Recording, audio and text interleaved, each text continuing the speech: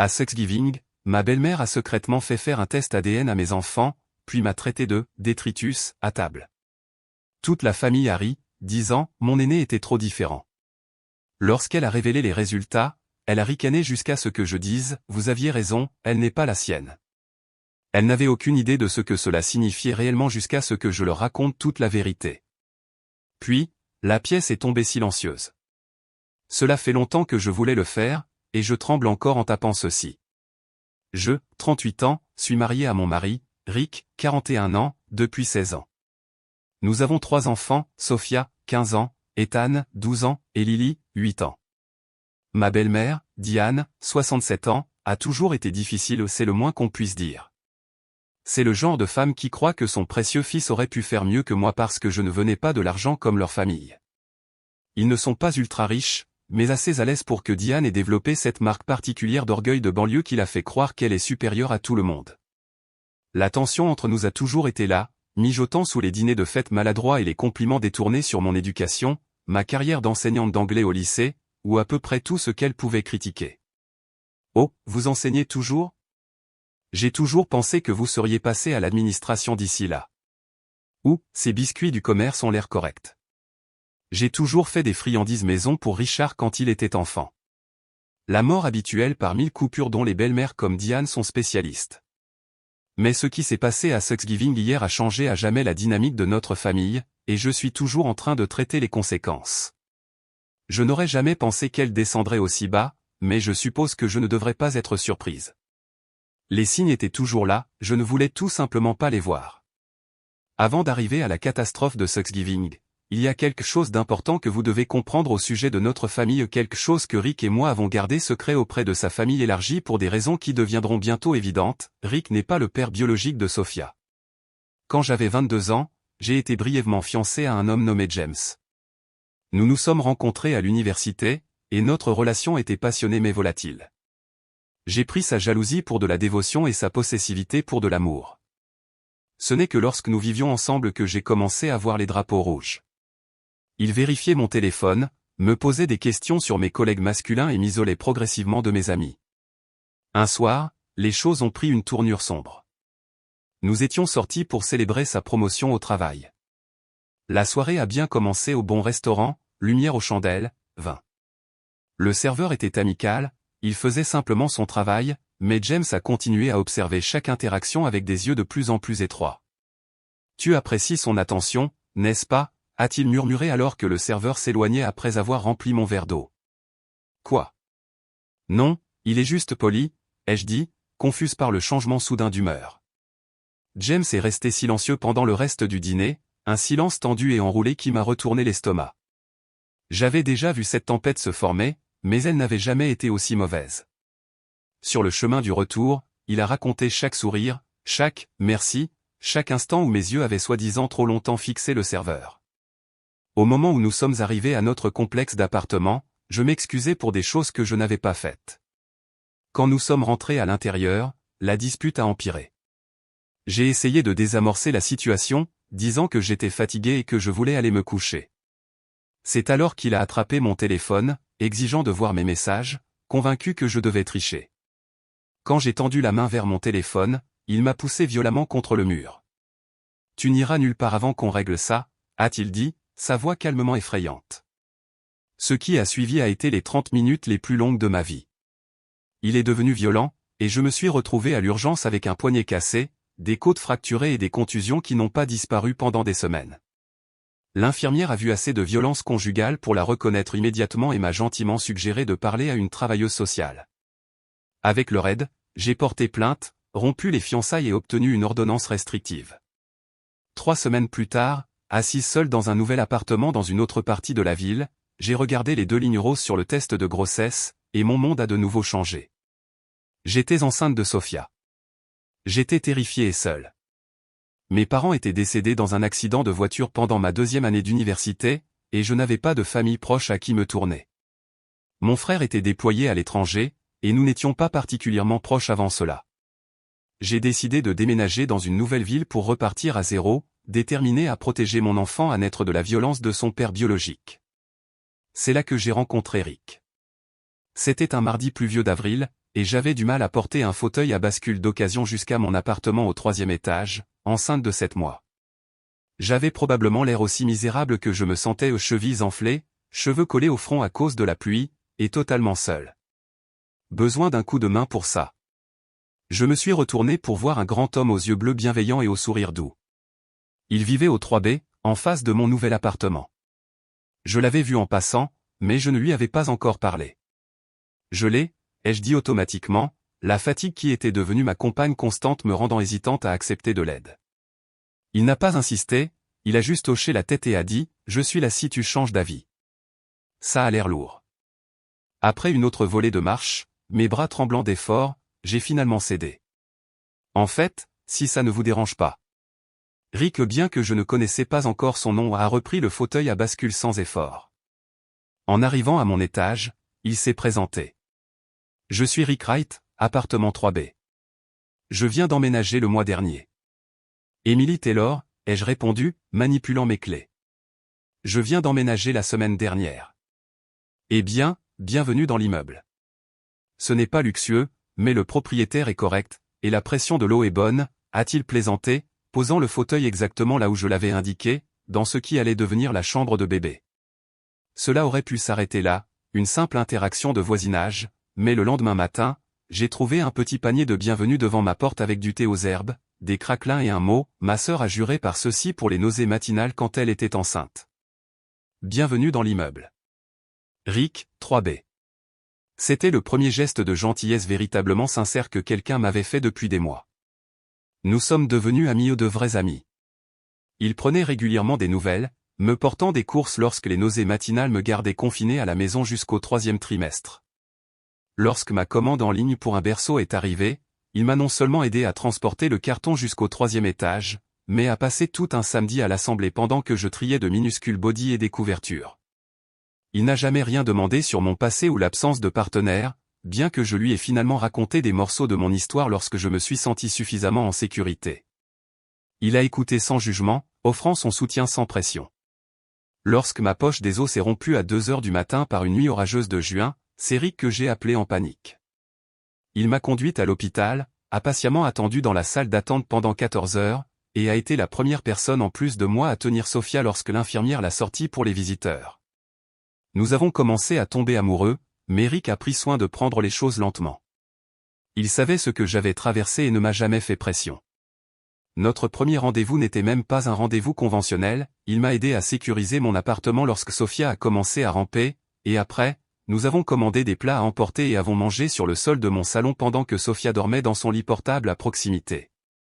Il m'a apporté un seul tournesol au lieu de rose, disant qu'il pensait que j'aimerais quelque chose de brillant et de résistant. Il avait raison. Nous avons eu notre premier baiser ce soir-là après qu'il a passé 20 minutes à installer correctement une serrure de placard tenace. C'était doux et discret, comme lui. Au moment où Sophia avait 6 mois, nous étions officiellement en couple, bien que Rick passait plus de temps chez nous que chez lui, devenant une présence constante et stable dans nos vies. Il était là pour le premier mot de Sophia, papa, ironiquement, ses premiers pas, sa première dent. Il a tout documenté avec l'enthousiasme d'un parent qui ne voulait rien manquer. Lorsqu'elle a eu 1 an, nous avons organisé une petite fête dans le parc. Alors que Sophia faisait une sieste dans sa poussette par la suite, Rick et moi étions assis sur un banc de parc à regarder les canards glisser sur l'étang. J'y ai pensé, a-t-il dit, prenant ma main. Cette dernière année a été la plus heureuse de ma vie. J'ai souri, me penchant sur son épaule. La mienne aussi. Il s'est tourné vers moi, son expression sérieuse mais tendre. Je veux être le père de Sophia légalement, officiellement, si tu veux bien. Tu me proposes, ai-je demandé, le cœur battant. Je propose une famille, a-t-il dit, sortant une petite boîte en velours de sa poche. Je sais que je n'ai pas contribué à sa création, mais je l'ai aimé tous les jours de sa vie. Je veux que ce soit officiel, avec toi et avec elle. La bague était celle de sa grand-mère, un simple solitaire dans un sertissage vintage, rien de flashy ou d'ostentatoire, juste intemporel et authentique, comme Rick lui-même. J'ai dit oui, en larmes, et lorsque Sophia s'est réveillée de sa sieste, Rick l'a prise dans ses bras et lui a promis qu'il serait le meilleur père possible. Nous nous sommes mariés 3 mois plus tard lors d'une petite cérémonie au palais de justice, avec Sophia dans une minuscule robe de demoiselle d'honneur, mâchant des pétales de rose en soie. Les parents de Rick ont volé pour le week-end, mais sont retournés immédiatement après la cérémonie en raison des obligations professionnelles de son père. Il semblait assez gentil, si un peu formel et réservé. J'ai attribué leur raideur au fait de ne pas bien nous connaître, n'imaginant jamais comment l'attitude de Diane se calcifierait au fil des ans. Rick a légalement adopté Sophia lorsque nous nous sommes mariés. Nous avons changé son nom de famille pour qu'il corresponde au nôtre, et il est le seul père qu'elle ait jamais connu. James a renoncé à ses droits parentaux en échange de ne pas avoir à payer de pension alimentaire pour enfants. Il ne voulait rien avoir à faire avec nous après le dépôt de l'ordonnance restrictive. Honnêtement, c'est la seule chose décente qu'il ait jamais faite pour nous. Nous avons décidé que lorsque Sophia serait plus âgée, nous lui dirions la vérité sur son père biologique, mais d'une manière adaptée à son âge. Lorsqu'elle a eu 13 ans, nous nous sommes assis ensemble et lui avons tout expliqué. Elle l'a remarquablement bien pris, posant des questions réfléchies et traitant l'information avec une maturité qui m'a rendu incroyablement fier. Elle a dit que Rick était un vrai père, quoi qu'il arrive, et qu'elle n'était pas intéressée à connaître James. Ce que personne d'autre dans la famille ne sait, c'est qu'il y a 2 ans, James est mort d'une overdose dans une chambre de motel à 3 états. Sa sœur m'a contacté via les médias sociaux pour me le faire savoir, pensant que je voudrais être informé, malgré notre histoire. Sophia le sait aussi, mais nous avons décidé de ne pas partager cette information avec la famille élargie, car cela ne les regardait pas. Les parents de Rick n'ont jamais rien su de James ou de l'adoption. Ils vivent dans un autre état, et lorsqu'ils m'ont rencontré pour la première fois, Sophia n'était qu'un bébé. Rick et moi avons décidé de simplifier les choses, et franchement, Diane a toujours semblé être du genre à utiliser ces informations contre moi d'une manière ou d'une autre. Un autre détail crucial, Sophia me ressemble beaucoup. Elle a mes cheveux foncés et bouclés, mon teint olive et mes yeux noisettes. Rick, Ethan et Lily ont tous la peau claire, les cheveux blonds raides et les yeux bleus, héritant de l'héritage scandinave de Rick. Diane a fait des blagues à ce sujet au fil des ans, demandant si l'hôpital avait mélangé les bébés à la naissance de Sophia, ou disant des choses comme « C'est incroyable comment la génétique fonctionne, n'est-ce pas ?» Elle n'a pas un seul bon trait familial. Nous avons mis fin à cela à chaque fois, mais les commentaires ne se sont jamais complètement arrêtés. Cette année, Thanksgiving avait lieu dans la grande maison de Diane et Frank en banlieue. Ils avaient déménagé de leur modeste maison de style ranch dans un MC mansion de 5 chambres dans un quartier fermé exclusif l'année dernière après que le plan de retraite de Frank se soit avéré plus généreux que prévu. Diane avait passé la plupart de nos appels téléphoniques depuis lors à laisser des indices subtils sur leur nouveau comptoir en granit, leur réfrigérateur Sub-Zero et la chambre d'amis qui était, toujours prête pour les petits-enfants, bien que, certaines pourraient être plus confortables que d'autres, avec un accent prononcé que je ne pouvais pas manquer. Toute la famille élargie était là, les 2 sœurs de Rick, Catherine, 44 ans, et Jennifer, 39 ans, et leur mari, leurs 5 enfants réunis, âgés de 6 à 19 ans, et le frère de Frank, Gérald, et sa femme, Patricia aux 17 personnes au total, plus nous 5. Les choses étaient tendues dès notre arrivée.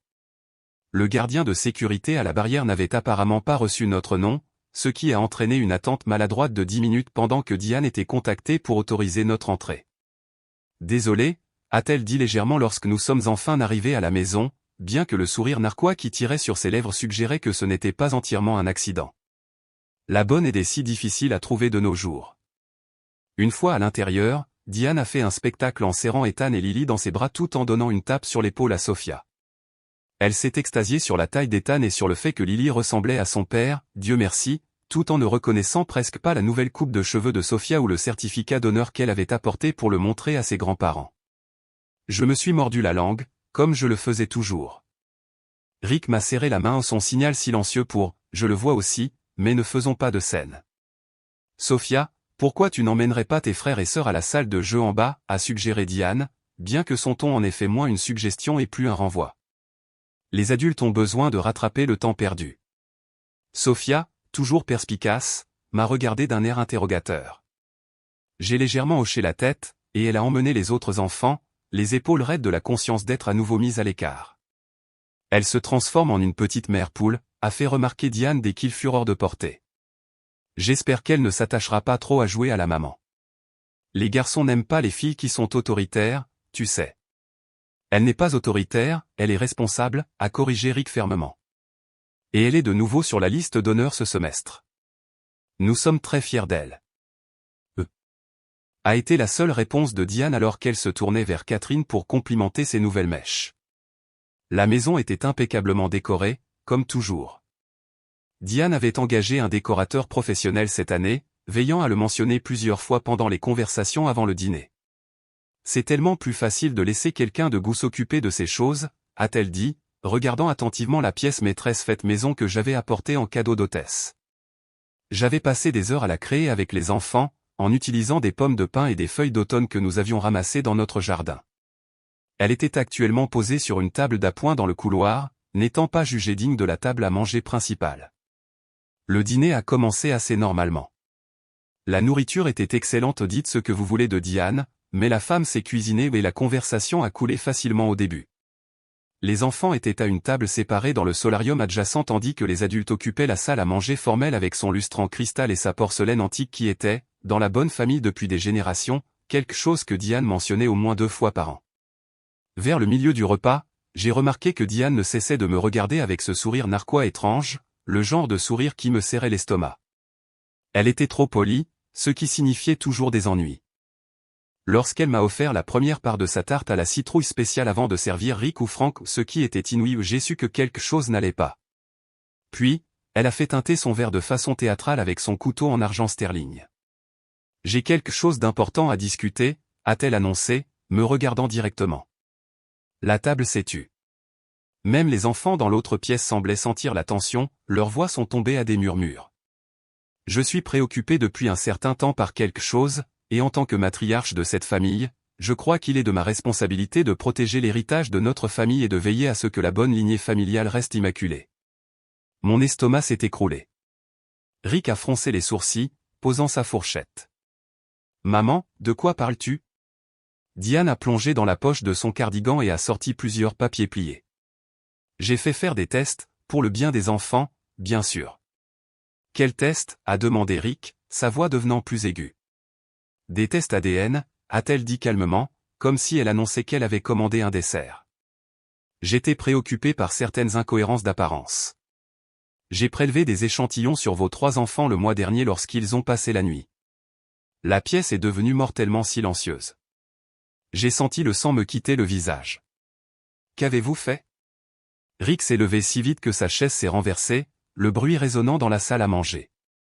Assieds-toi, Richard, a dit Frank fermement, utilisant le prénom de Rick ou toujours un mauvais signe. Laisse ta mère finir.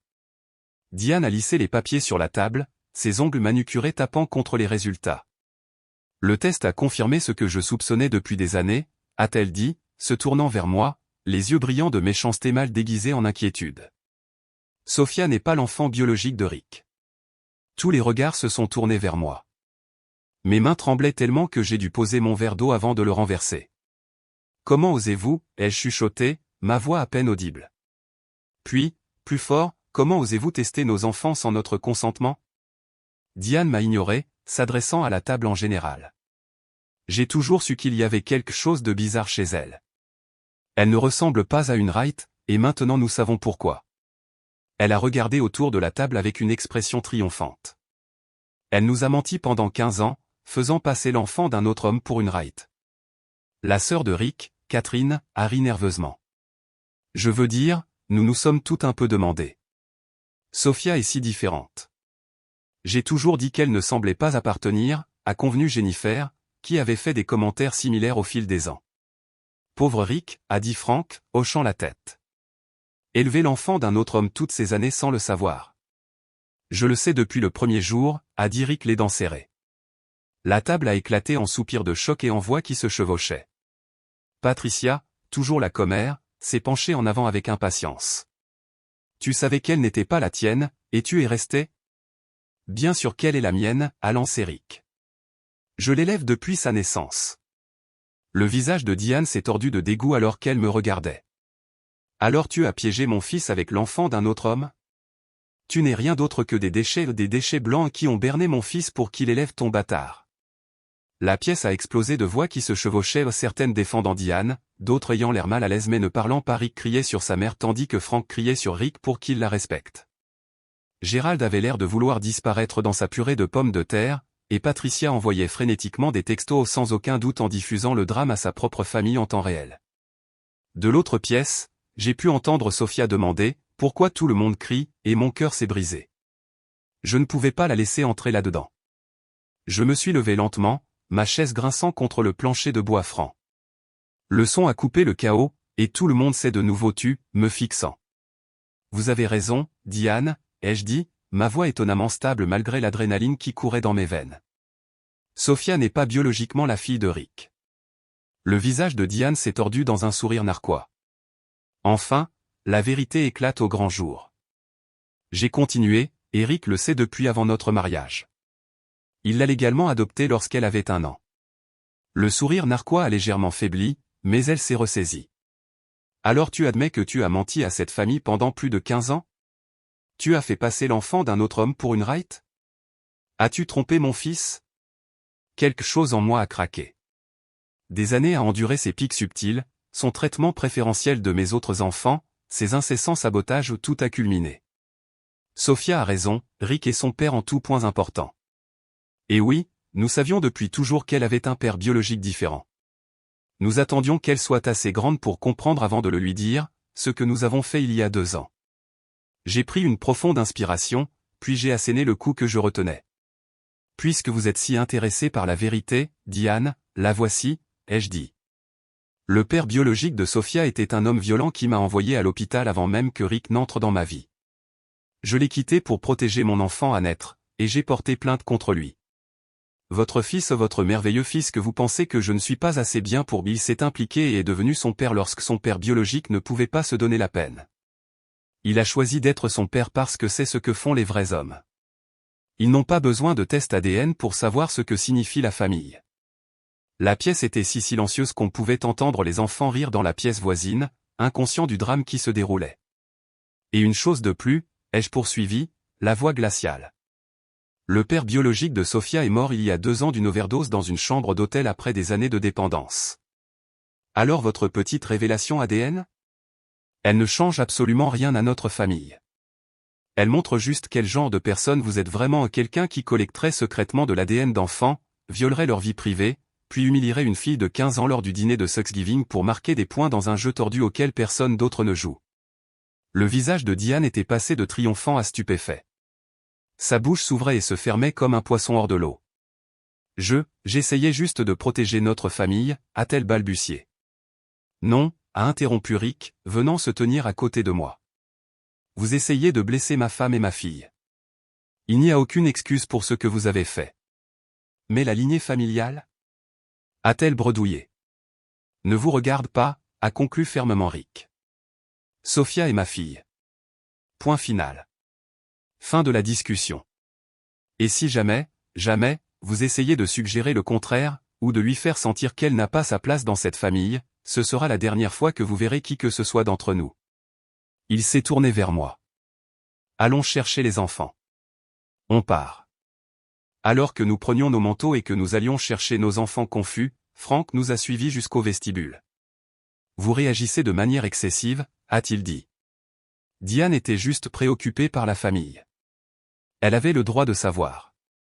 Rick a regardé son père, l'incrédulité gravée sur son visage. Papa, elle a collecté l'ADN de nos enfants sans autorisation. Comprenez-vous à quel point nous nous sentons violés?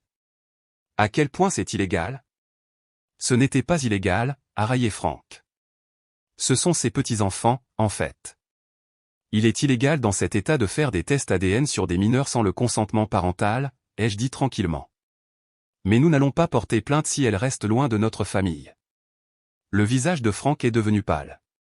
Il n'avait manifestement pas envisagé cet angle. Vous ne me poursuivriez pas, a-t-il dit. J'ai rencontré son regard fixement. Diane a franchi aujourd'hui une ligne qui ne peut pas être effacée. Alors que nous partions, Sophia s'est approchée de moi, l'air inquiet. Maman, tout va bien? Pourquoi partons-nous si tôt? J'ai passé mon bras autour de ses épaules. Grand-mère Diane a dit des choses méchantes, ma chérie. On en parlera plus à la maison. Diane est alors apparue dans le couloir, le visage strié de larmes, qu'elle soit due à un remords sincère ou à une exposition, je ne pouvais pas le dire. Sophia, a-t-elle appelé? Je suis désolé. Non, a dit fermement Rick, se positionnant entre sa mère et notre fille. Tu n'as pas le droit de lui parler en ce moment. Nous sommes partis, le bruit de la porte se fermant derrière nous avec une finalité qui semblait appropriée. Pendant le trajet de retour, Rick et moi avons expliqué aux enfants, en termes adaptés à leur âge, ce qui s'était passé. Sophia, mature au-delà de ses années, l'a étonnamment bien pris. Donc, grand-mère a découvert que tu n'es pas mon père biologique et a paniqué, a-t-elle demandé à Rick. Elle savait déjà que je n'étais pas ton père biologique, a dit Rick, les articulations blanches sur le volant. Elle essayait simplement de nous blesser en le révélant publiquement. Sophia a hoché la tête pensivement. Eh bien, c'est stupide. Tout le monde qui compte le sait déjà, et tu es quand même mon vrai père. Les yeux de Rick ont croisé les miens dans le rétroviseur, remplis de larmes. Je me suis penché et j'ai serré son bras. Mais pourquoi grand-mère déteste-t-elle tant maman, a demandé Ethan, toujours perspicace. Rick a soupiré. Elle ne déteste pas maman. Elle a certaines idées sur la famille qui sont dépassées, et elle a du mal à accepter que les gens puissent avoir des valeurs différentes des siennes. Elle est méchante, a déclaré Lily avec l'honnêteté directe d'une enfant de 8 ans. Elle donne toujours à Sophia le plus petit morceau de gâteau. Je n'ai pas pu m'empêcher de rire, la tension finissant par se briser. Tu remarques ça aussi, hein? Tout le monde le remarque, a dit Sophia en roulant des yeux. Grand-mère n'est pas exactement subtile. La conversation a ensuite changé, Ethan demandant si cela voulait dire que nous pouvions prendre de la glace au dîner au lieu de reste de dinde, la réponse était oui, et Lily se demandant si nous pouvions commencer à décorer pour Noël plus tôt cette année pour nous remonter le moral, aussi oui. Au moment où nous sommes entrés dans notre allée, l'ambiance s'était considérablement éclaircie. Nous avons commandé une pizza, construit un fort de couverture dans le salon et avons fait une séance de films improvisés. En regardant mes enfants rire ensemble, j'ai été frappé par leur résilience, par la résilience de notre unité familiale. Plus tard dans la nuit, après que les enfants se soient couchés, Rick et moi étions assis sur la balançoire du porche, enveloppés dans des couvertures contre le froid de novembre.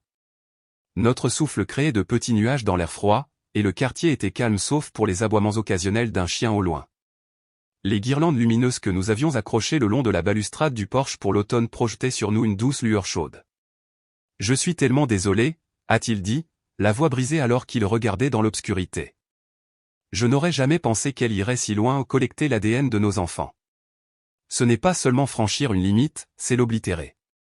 Ce n'est pas de ta faute, l'ai-je assuré, reposant ma tête sur son épaule. Tu ne peux pas contrôler ce qu'elle fait. Non, mais j'aurais dû fixer des limites plus fermes il y a des années où toutes ces blagues sur l'apparence de Sophia, la façon dont elle l'exclut constamment des traditions familiales. J'ai continué à trouver des excuses à son comportement, pensant qu'elle finirait par changer, qu'elle verrait à quel point Sophia est incroyable si on lui donnait assez de temps, a-t-il soupiré lourdement, se frottant les tempes. Je me suis trompé. Je me suis trompé pendant 15 ans, et Sophia a payé le prix de ma lâcheté. Et, ai-je dit, tournant son visage vers le mien. Tu n'es pas un lâche. Tu t'es élevé pour nous aujourd'hui quand c'était le plus important. Tu nous as choisis ou tu as choisi notre famille plutôt que sa manipulation. J'aurais peut-être dû le faire plus tôt, mais tu l'as fait. C'est ce qui compte. J'ai fait une pause, réfléchissant attentivement à mes prochains mots. Tu sais, d'une certaine manière, peut-être que cela devait arriver maintenant. Tout est à découvert, plus besoin de marcher sur des œufs, plus besoin de faire semblant de ne pas remarquer les petites piques et les offenses. Il a hoché la tête lentement. Tu as raison. C'est presque soulageant, d'une certaine manière comme si ce poids que je ne réalisais même pas porter était enfin parti. Nous sommes restés assis en silence amical pendant un moment, la balançoire grinçant doucement sous nous. De l'intérieur, nous pouvions entendre le son faible de la musique de Sophia qui flottait depuis la fenêtre de sa chambre. La mélodie familière était réconfortante, un rappel de la maison normale et aimante que nous avions construite malgré le chaos extérieur. Que faisons-nous maintenant, ai-je finalement demandé, exprimant la question qui planait entre nous toute la soirée. Rick a pris ma main, entrelaçant nos doigts. Maintenant, nous donnons la priorité à nos enfants et à leur bien-être. Sophia sait que nous sommes à ses côtés, c'est ce qui compte le plus. Et tes parents?